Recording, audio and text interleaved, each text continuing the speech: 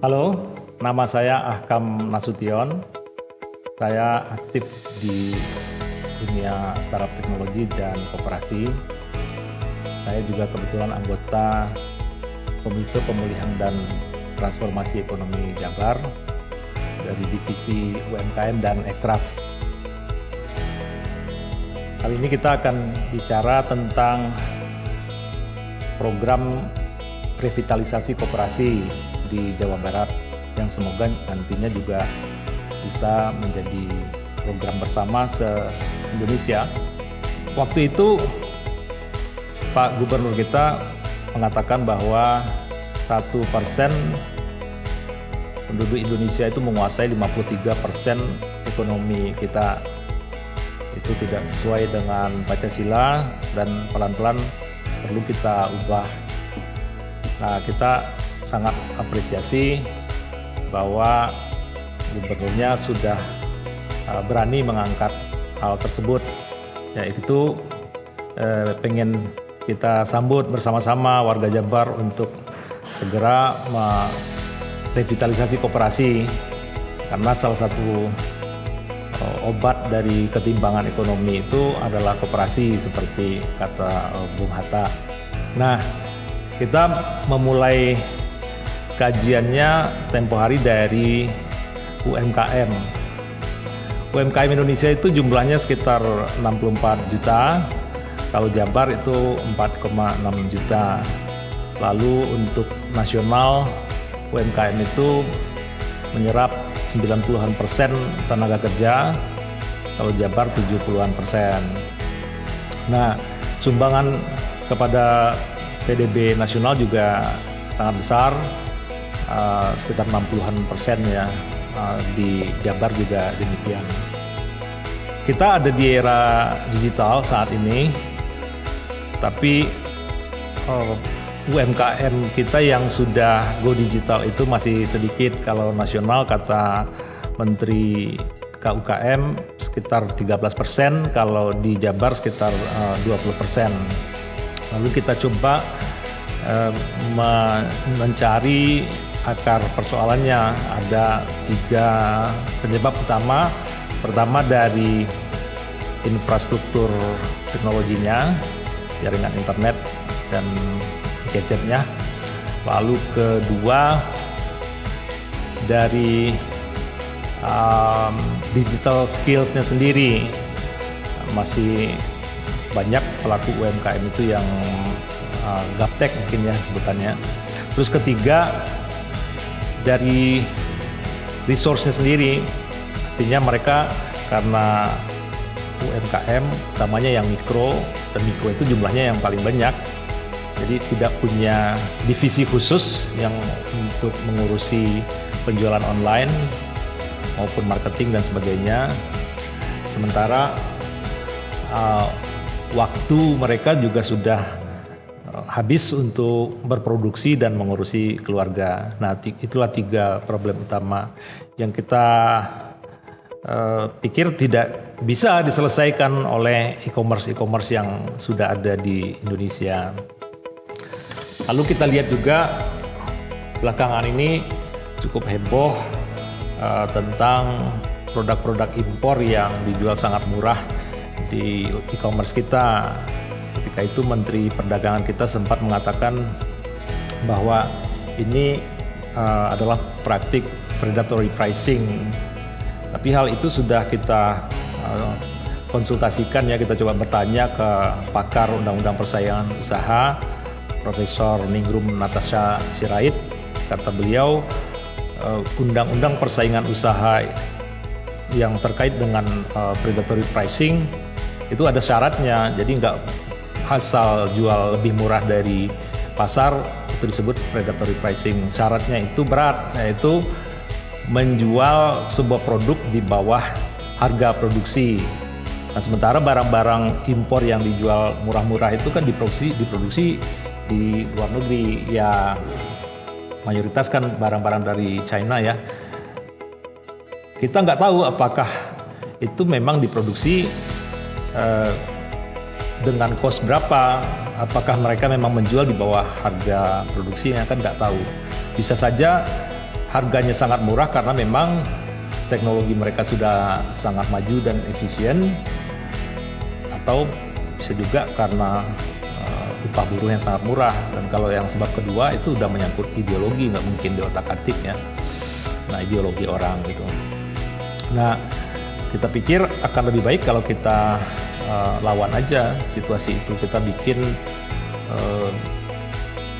e-commerce yang lebih berpihak kepada masyarakat dan bentuknya koperasi.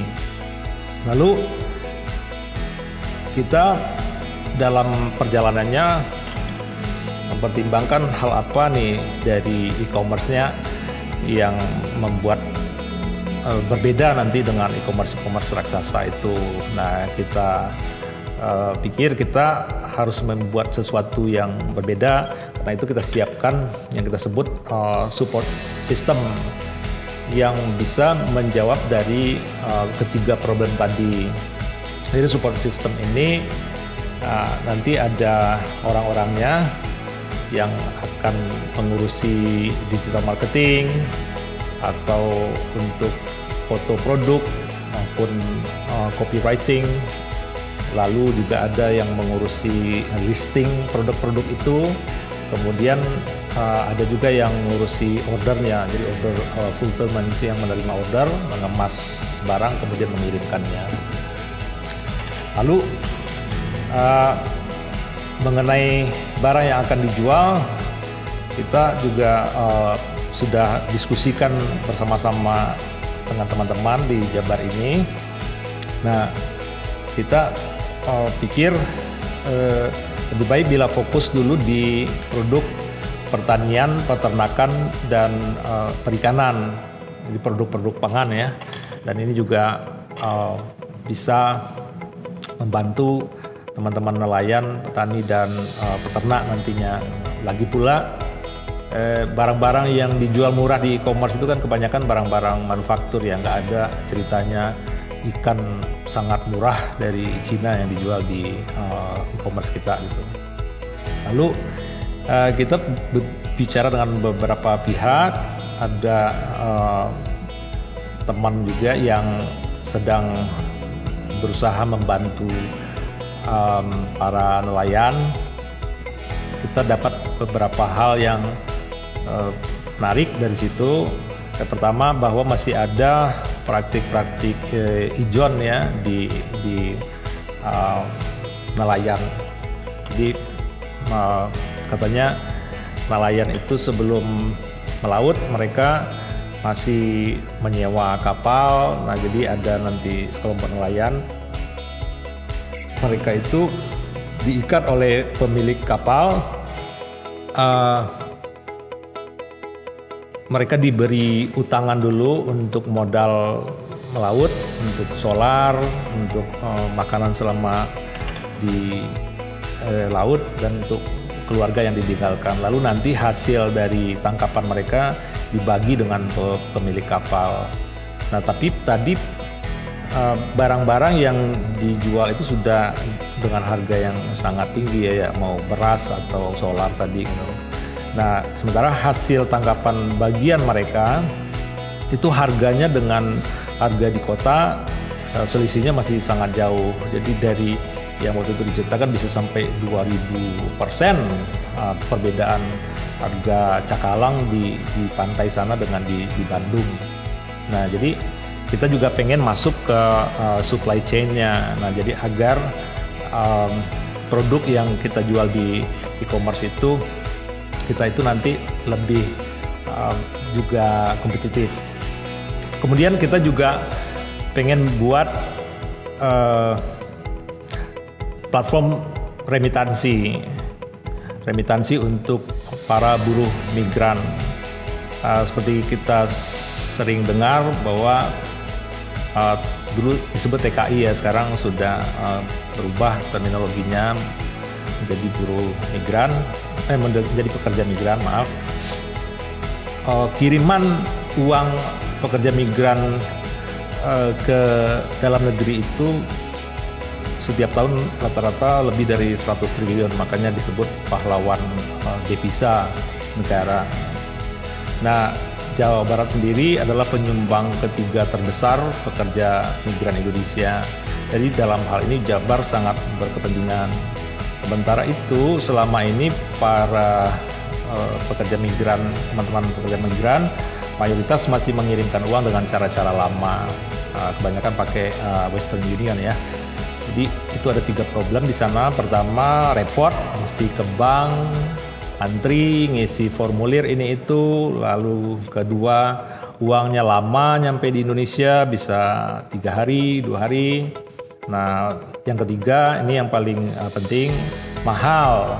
Ya, kita coba tanya-tanya waktu itu dari Dubai ngirim ke sini, kalau sekitar 15 juta itu bisa sampai 100.000 fee-nya aja. Nah, ini menurut kita bisa disrupsi dengan teknologi, tapi dengan koperasi. Jadi perusahaan remitansinya nanti adalah koperasi. Kita sedang coba berbicara dengan teman-teman di Vexanium. Vexanium ini adalah pengembang blockchain asli Indonesia. Nah, kita mau jajaki kemungkinan kita menggunakan teknologi blockchain untuk nanti remitansinya. Kita juga akan berbicara dengan teman-teman di BI dan OJK terkait dengan regulasinya. Yang ketiga, kita juga sedang mempertimbangkan untuk bikin juga ride hailing technology yang berbasiskan koperasi, karena gig ekonomi seperti ride hailing ini juga sudah banyak dikritik ya di luar negeri maupun di dalam negeri sendiri, bahwa model bisnis itu sebetulnya bisa disebut eksploitatif. Bahkan kalau di luar sering disebut para mitra driver itu sebetulnya lebih sejahtera dan aman hidupnya bila bekerja di perusahaan-perusahaan tradisional ya, bukan perusahaan teknologi, ketimbang menjadi mitra Uber atau Lyft kalau di Amerika ya. Nah, karena kalau di perusahaan tradisional mereka masih ada jaminan untuk keluarga, ada tunjangan dan sebagainya. Sementara ini kan lepas begitu aja, tidak ada tanggung jawab perusahaan. Sementara fee yang mereka dapat dari setiap trip itu diambil oleh perusahaan, disedot gitu ya dari banyak orang, dan mereka hanya kebagian sedikit dari hasil kerja keras mereka. Nah, nanti mana yang akan betul-betul kita mulai itu tergantung kesepakatan bersama, tapi ada tiga